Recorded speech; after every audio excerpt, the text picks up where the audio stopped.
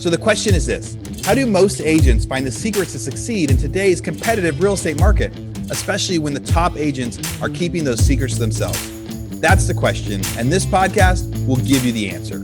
Hi, I'm Aaron Amuchastegui, and welcome to Real Estate Rockstars. Real Estate Rockstars, this is Aaron Amuchastegui, and welcome to the beginning of March. February 2021 is over, and this is one of those special podcasts where we go through and we give you just a few minutes of the best parts of all of the podcasts we did in February, so you can go back and decide if there's one that you want to listen to again. And we had some great podcasts in February. February was really strange for me. So a lot of you guys know we live out in Texas, and it's like we lost a whole week of the month, maybe a week and a half, because of the big crazy freeze, crazy weather, such a strange time out here. And so like business out here just came to a standstill for a week and a half. While the rest of the US, I don't think the same thing was happening. So it was pretty wild and crazy as I was canceling meetings with people from other places, and they were going, "What do you mean you don't have internet? What do you mean you don't have phone?" Yeah, the whole state, like half the state, people didn't have electricity, didn't have phone, didn't even have internet. And if you ask my kids, that is one of the toughest things to have to deal with. So they're glad that February is over and hoping for a lot better weather in March as we really start finishing up the first quarter of 2021. That's kind of crazy to say.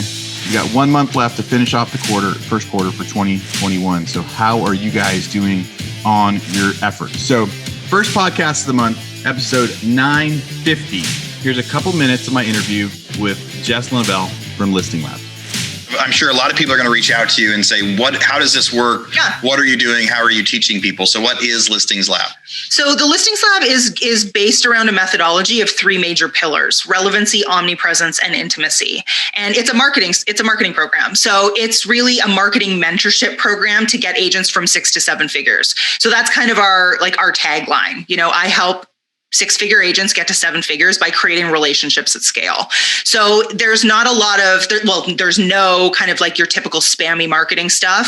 We use both organic and paid traffic. So both your organic social media stuff, which I think a lot of people don't realize what the potential is from organic social media. Most of the people who go through our programs are doing an extra 3 to 10 deals a month purely organically, no money behind it. And then you add kind of fuel to the fire with the paid traffic, and it becomes unlimitedly scalable. So the systems that we use are very much geared around 9 different types of content, a 9-point psychological journey to take someone from stranger to client in an automated way. Do you have any basic marketing principles for agents that you would recommend people focus on as they're starting to just get into marketing?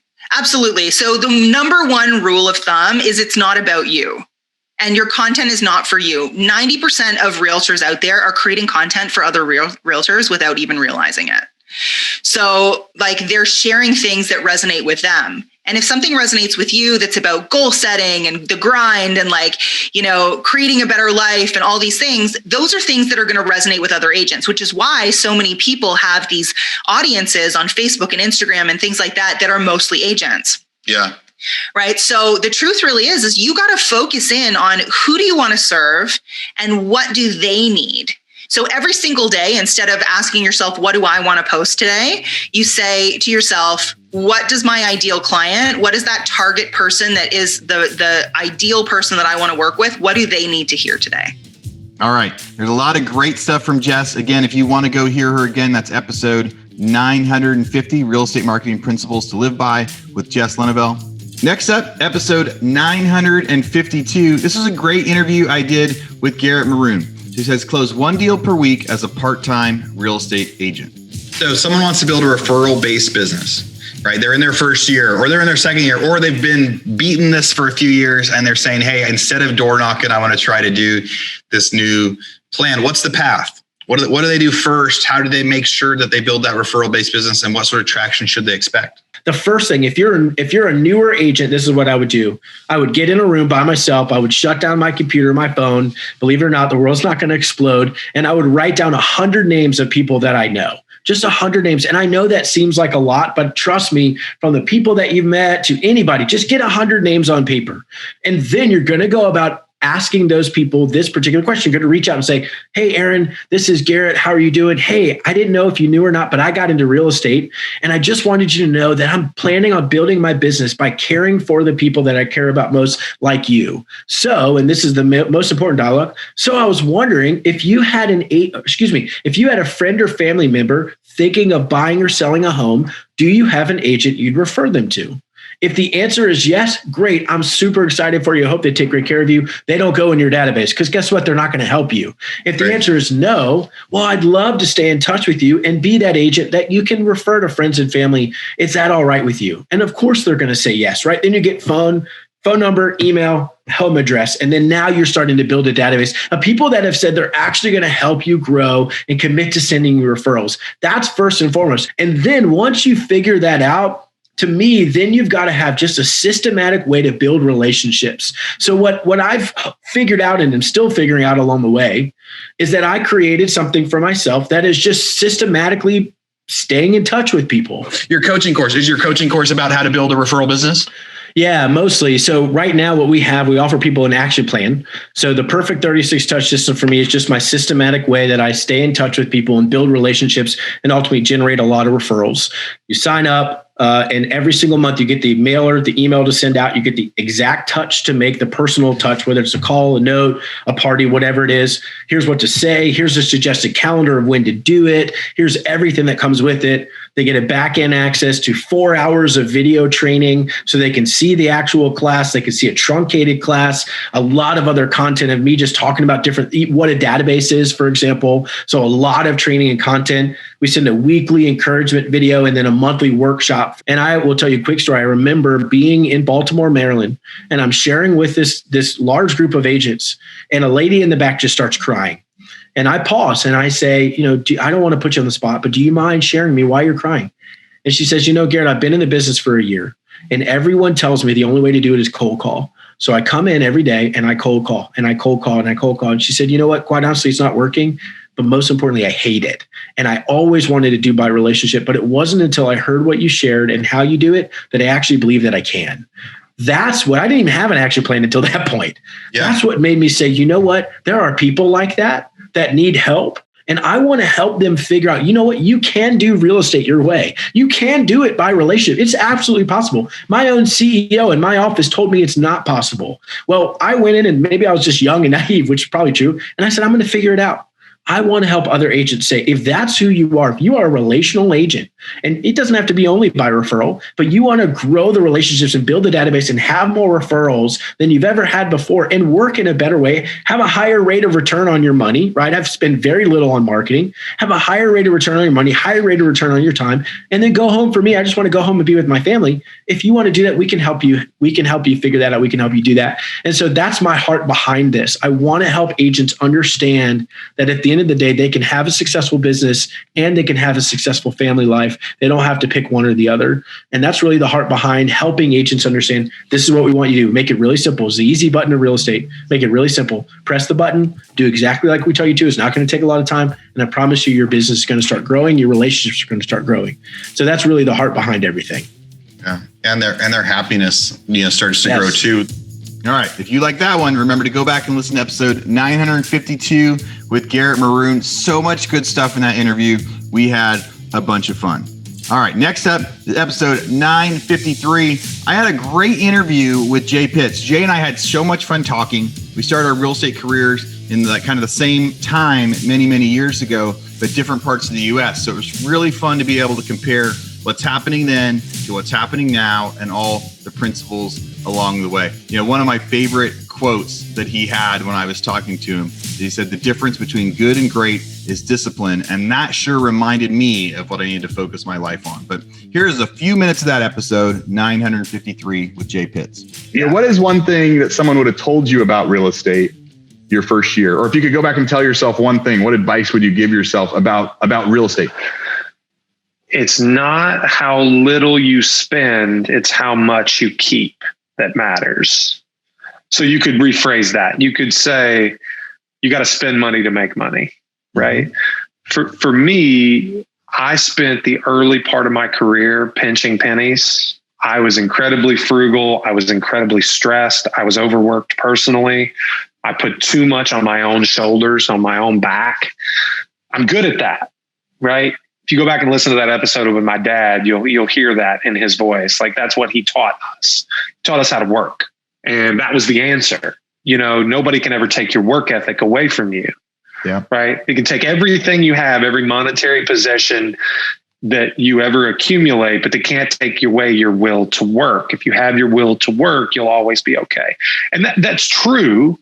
But there is a moment where there's like an inflection point when you've had a little bit of success, where if you continue to do the same things that you've always done, you put yourself under a lot of undue stress. And I did that. I did that to myself. I did it to my family. I did it to my kids. I did it to my wife. And I wish I would have been more comfortable allowing others to help me sooner. So what do you think for 2021? If you were going to, like, you coach your agents, you give them advice, you have your own podcast. If you're going to say, this is how you're going to succeed in 2021, is it stick to the plan, or is it any extra advice you give them for 2021? So we had our team retreat a couple of weeks ago. So for me, you may see this. I talked in the way that I talked about, resilience and grace. For me, words are incredibly important. Mm-hmm. The meaning of words are very important. Having certain, like we have a team, a phrase we like to call it right team, right time. Like that's reflective to me is that I have the right people in place for the right opportunity to make big things happen. What I told the team, though, was the two buzzwords for our retreat this year for 2021 were context and discipline.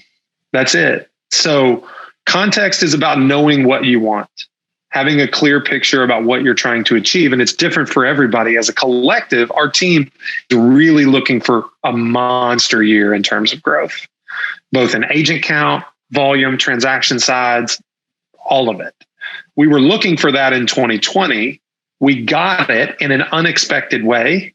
So what I basically did was flip it back to where I was in December, January 19 to 20, that rollover from 19 to 20, and said, okay, this year should be a little more predictable. Mm-hmm. And if it's a little more predictable than 2020, where is our ceiling? Okay, what do we want? Okay, and honestly, for me, the difference between good and great is always discipline. That's how you get from good to great, is discipline. We all know the things we should do that we're not. We all know our individual failings. We can give ourselves grace, but still understand where we failed. And all I'm asking for from my team is just an ounce more of discipline. Just an ounce more. That's it. Just move the needle some. That's it. The difference between good and great is discipline. That's an incredible quote. I really, really like that.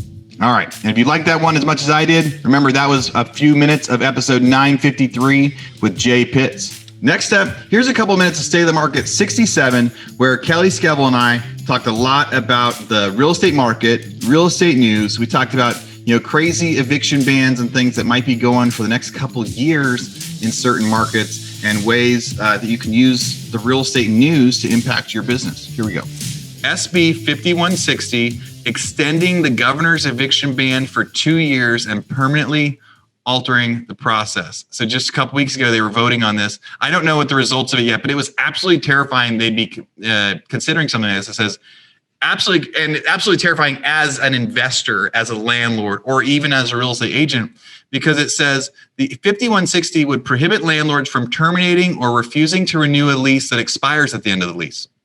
So just like, hey, you had a 1-year lease. At the end of the lease, you say, okay, you're moving out. You can no longer say you're moving out.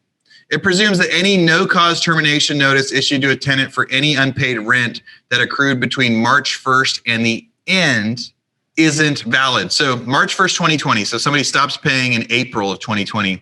You can't actually evict them for that until the moratorium ban ends 2 years from now. This way it's proposed. So a renter could actually live in your house as a landlord for 2 years, 9 months, having never paid. And I mean, this article that got sent out. So if you're up in Washington, check out SB 5160. But it says it prohibits landlord from even inquiring about, considering, or requiring a disclosure for, making sure that they have, that they pay their rent.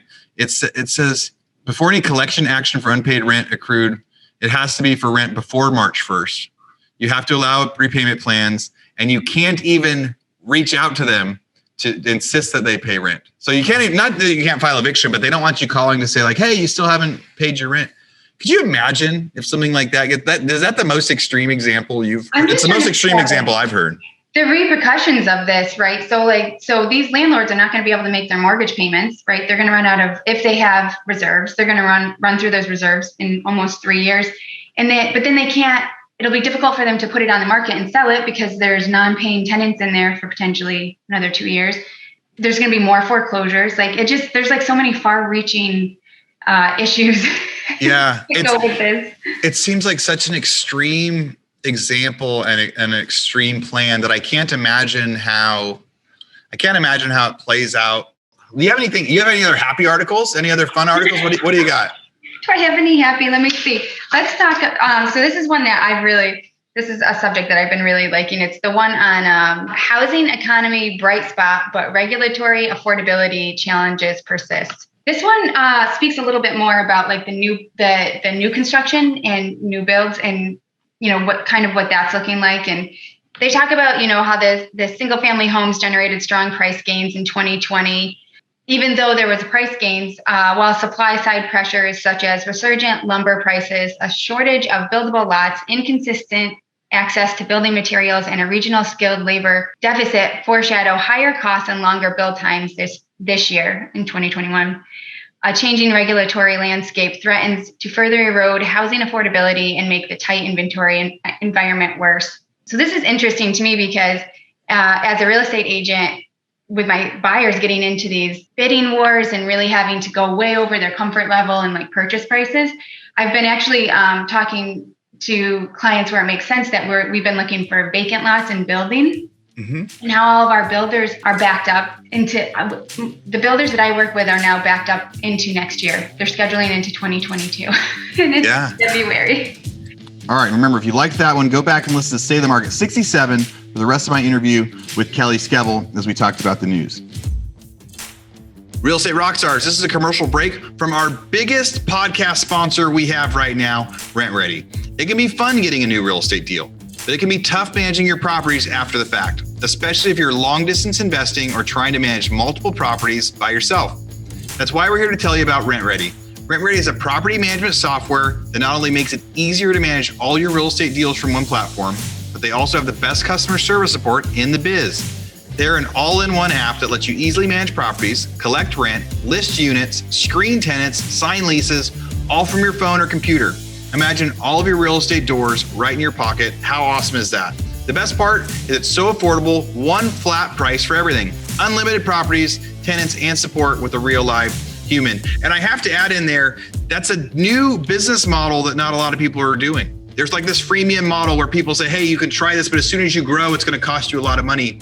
Or they kind of punish you when you get too many emails on your list or too many comments. They aren't going to punish you when you grow. They're not going to charge you more when you get 10, 20, 30 rentals. They're going to charge you the same when you have 2 or 3 as they will when you have 50 or 60. So you have a nice fixed cost, all software, all in one place. Check it out, RentRedi, RENTREDI.com. And if that's not enough, RentRedi is giving our listeners a special code you can use to get a whole year of RentRedi for just $54. Use code ROCKSTAR50, that's Rockstar50, and sign up for RentRedi's annual plan at rentredi.com. Again, RENTREDI.com with code Rockstar50 to get RentRedi for only $54.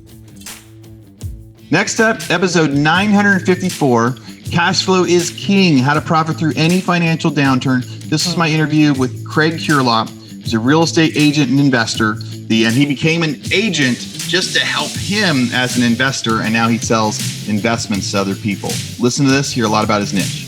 You've been an active agent for a couple of years. And so I guess one of the big things I would say is, hey, don't discount being a specialized niche agent and investor, because Craig did 90 something deals this year. And he just got his license a couple of years ago, and you're a young guy and you started with people that were first time home buyers, and your niche ended up really helping you break through up there. I mean, your numbers were huge. There's a lot of people that had great 2020s, but not very many people that have been agents for 2 years that had great 2020s, right? Like that was one of the unique things. Like people that were doing great before crushed it last year. The people that were just getting started had a really rough year.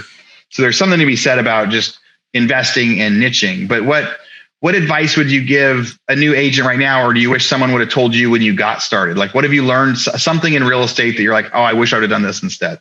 Well, I guess one thing I wish I would have done instead is, we're creating a team now. So I would wish I probably started the team thing earlier, because I did run myself ragged last year. However, as a new agent, especially if you want to niche out in like an investor type approach, you want to make sure that you're documenting your stuff, and you want to put it on social media, and you want to, if you got a newsletter, send it out to your clients, let them know what deals they're doing in Denver. I mean, I've got a lot of clients that were just like, how much can you cash flow in Denver? Like, how are you getting $1,000 a month in cash flow, like on all of these deals? Like, is it too good to be true? And we're like, no, I can point to like 35 deals where we're cash flowing $1,000 or more, right? It's very easy, very consistent. You just have to be a little bit creative. And, I just tell them, hey, this is what you have to do to cash flow that much. And these are areas you have to be in. And people get pretty excited about it. And then they start telling their friends, and really just kind of spirals from there. So sharing your wins and sharing how good of a deal it was really helped people start asking you. And you mentioned a newsletter plus social media. What do you think is going to be the number one way for agents to succeed in 2021? If you're successful now, if you consider yourself successful now, I would say continue doing what you're doing and maybe just double down on it. Right. Also, a lot of it is going to be, people are going to speculate and think there's going to be this stock market crash and this, real estate crash that's going to happen. And you really just have to tell them, especially if you're an investor minded agent, that like, it does not matter what the market does, right? The market, we're going to make sure that your property cash flows you when the market's up, when the market's down, and when the market stays the same. So no matter what happens, you never are in a position where you're forced to sell. And you explain to them that the people in 2008 lost so much money because it wasn't the people that were buying cash flow, right? Those guys are very rich right now. The guys that lost all their money are the guys that were putting getting loans 125% LTV, right? The guys that are flipping and trying to make a quick buck that didn't know what they were doing. And really just the inexperienced folks is who lost a lot of money in real estate back in 2008. And so you kind of put that all into perspective. And also the whole thing where, people think real estate's going to go down because it went down, 10 years ago in the last recession. I mean, before that, real estate hadn't really gone down significantly since like the 1930s, right? Despite the fact the stock market had multiple recessions since then. And you look at this whole COVID thing and who it's impacting, right? It's impacting mostly, bartenders, waiters, right? The kind of people that don't make a lot of money on paper, who can't afford to buy houses anyway, right? It's mostly the renters that are being affected. And so to think that real estate is going to have anywhere near of a impact as it did in 2008, I think is foolish. And maybe it drops a little bit, or maybe it slows a little bit. But again, cash flow is king. All right. If you want to hear more of that, remember that was Craig Curelop, episode 954. Next up, episode 955. Here's a couple minutes of my interview with my good friend, Justin Donald. He has a new book out. He's talking about the commandments of cash flow investing. He's a lifestyle investor. Here's a couple minutes of that one. Our listeners are really great at getting deals. Our listeners are really great at being agents, at creating income. But we've talked about, being able to invest in real estate, like buy some rentals or, buy some businesses. We had Cody Sanchez on here talking about how to buy like a business for sale, and diversify that way. There's a lot of different options for people out there. But I think some of the pushback people will say is they kind of picture investors as, well, people need to be making just so much money to become an investor. They may imagine like, oh, I need to have like hundreds of thousands in savings before I become an investor. Maybe that is the truth. Is that the truth? Like, does someone need to have a certain amount of money in savings to be able to become an investor? What was your first investment you did? Sure. I mean, I think that could it help if someone has money to invest? Sure. But does that mean if they don't, that they can't? Not at all. I think there's a lot of creativity that exists, and there are ways to structure deals where you don't have to put any money down and you can still get some sort of, action in a deal. And so, when I think about like being a real estate agent and really in that space, number one, you've got an expertise in an area where you can also invest. A lot of people don't have that. When I became a manager with Cutco, it wasn't like I could just invest in Cutco as an investment opportunity. That didn't exist So I worked really hard to make as much as I could and then save as much as I could so I could invest it into different areas. And so for a while, I worked hard to build up investments. But what I realized later is that I never really even needed to do that. That if you have a good investment, you'll find the money for it, because investors are always looking for a good deal. And the same is true in the world of a single family home or other types of real estate. If it's a good investment, people will find a way to invest in that deal if they know about it. So I've structured many deals over the years that have been little down or no down, or just a unique structure where I paid over a period of time off of, profit that the business generated. What's the most important commandment in there? Oh, man, what a tough question. The very first commandment is lifestyle first. And the whole book is about getting clear on what lifestyle you want. So I would say that everything starts and ends there, because, so if you want to make sure you don't lose money, well, maybe commandment 2 of reduce the risk is the most important.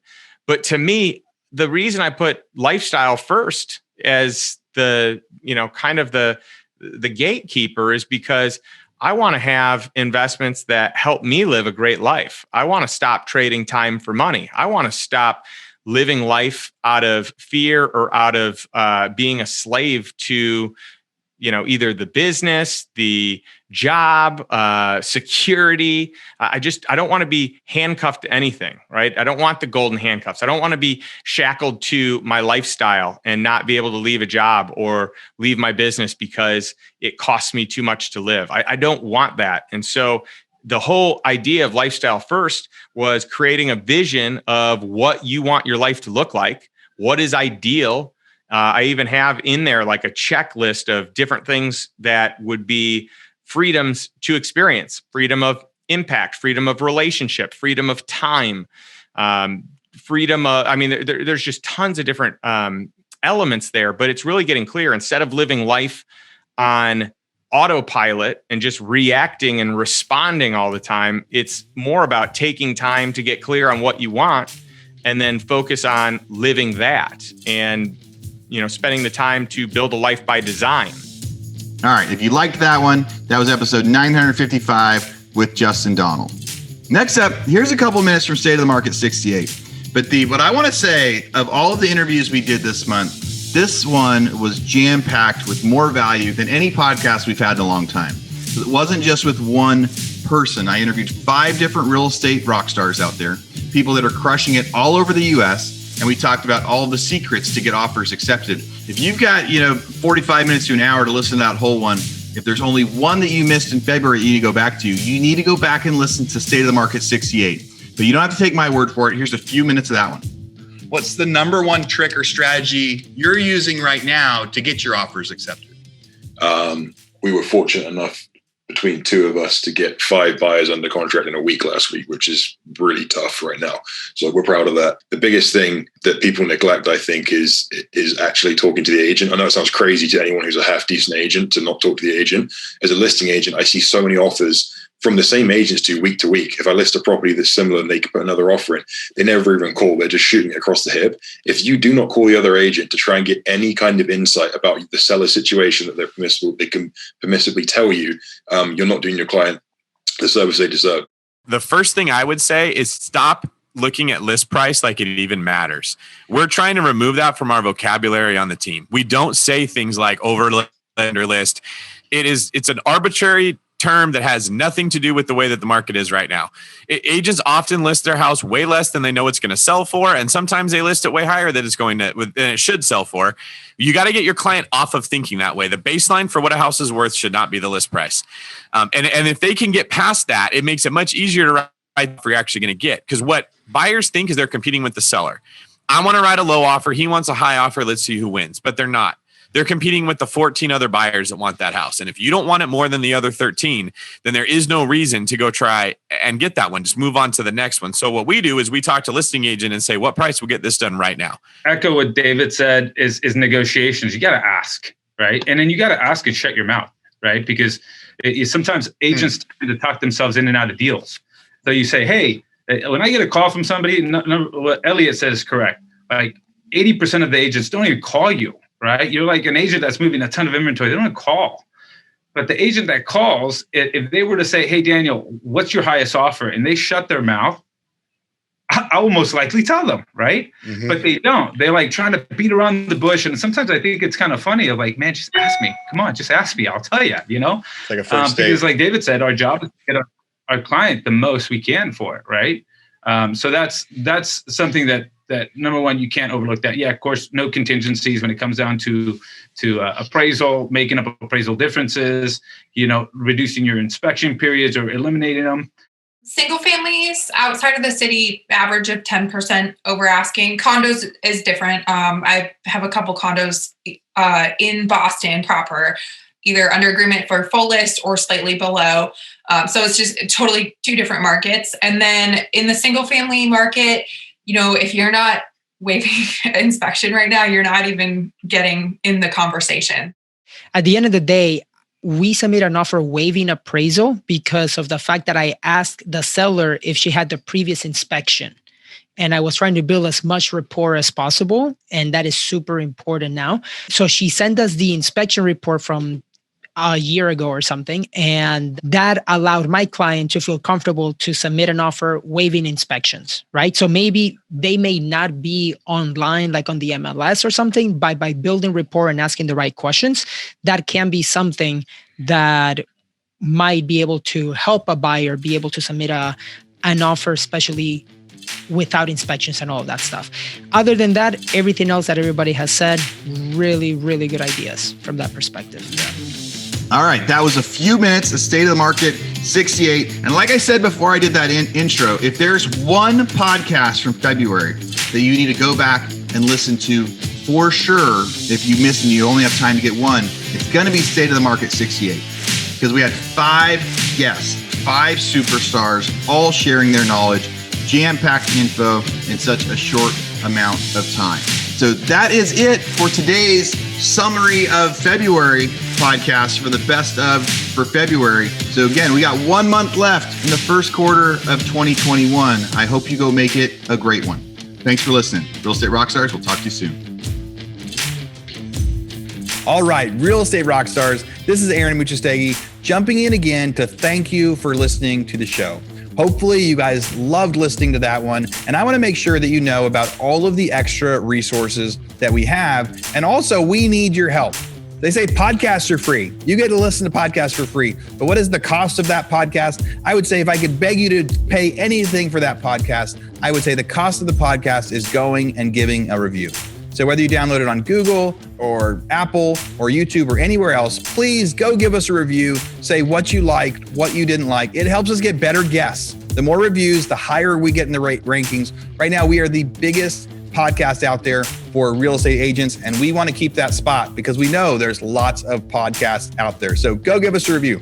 Also, be sure to go to hibandigital.com. If you liked any of the resources that those real estate agents talked about, we've got a huge video vault of those resources for free. Every penny that comes on the podcast that we interview, they give us something that helps them get their deals or helps them work with their clients. And we put that in the toolbox in our vault for you. So go to hibandigital.com and you can get it. If you're looking for real estate education, go to rebusuniversity.com. We have all sorts of courses in there to help agents succeed in real estate, how to get the listing, how to negotiate deals, how to become an investor, all sorts of different stuff, rebusuniversity.com. And if you want to chat with me, go find me on Instagram. And if you come find me on Instagram, you can send me messages. Tell me what you want to hear. Tell me what you liked, what you didn't like. We try to put a bunch of content out there too. You can find me in 2 different places. It's at rerockstars.com for our Real Estate Rockstars page, or at aaronandmuchastegui.com for my personal Instagram page, where I can chat with you about all sorts of different things. Thanks for listening. We'll see you again soon.